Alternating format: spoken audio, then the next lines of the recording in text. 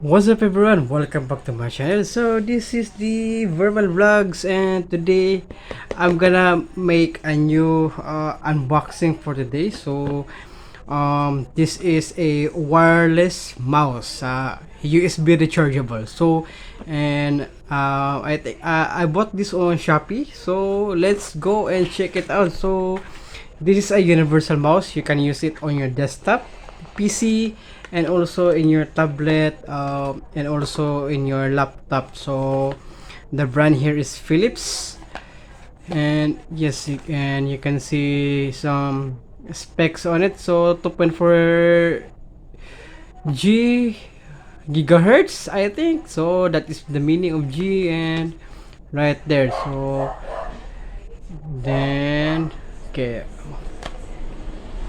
so nothing you can see. Okay, let's open it up and check it out. So this is the white color. So this is the mouse, and then is this USB. So yes, there it is. So this is the receiver of the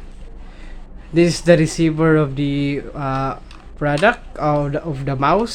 So let's try to let's try to close this one. Okay, let's try to take off the, and then let's see if it is on. Okay,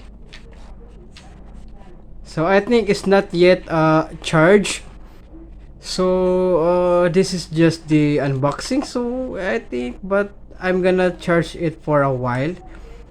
Yes, and it's good. Okay, so it's quiet though. No clicking. So, and also this one very nice and smooth, and love the design of the mouse. So very good, and also very lightweight. Okay, so I think the receiver is is clinging inside. So I think it's worth it. It's worth the price. So I'm gonna check the price of this.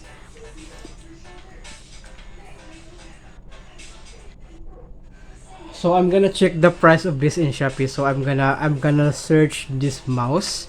It's because it is Philips, so I think this is a branded one, and then I think it's good, and it supports micro USB. So this is the charging cable. So I'm gonna charge it up to check. Okay, and then I think after 1 week I'm gonna make a review of this. Okay, so thank you so much for watching, and I hope you enjoy. This is my channel, and please don't forget to subscribe to my channel and like my video. Okay, thank you so much for watching.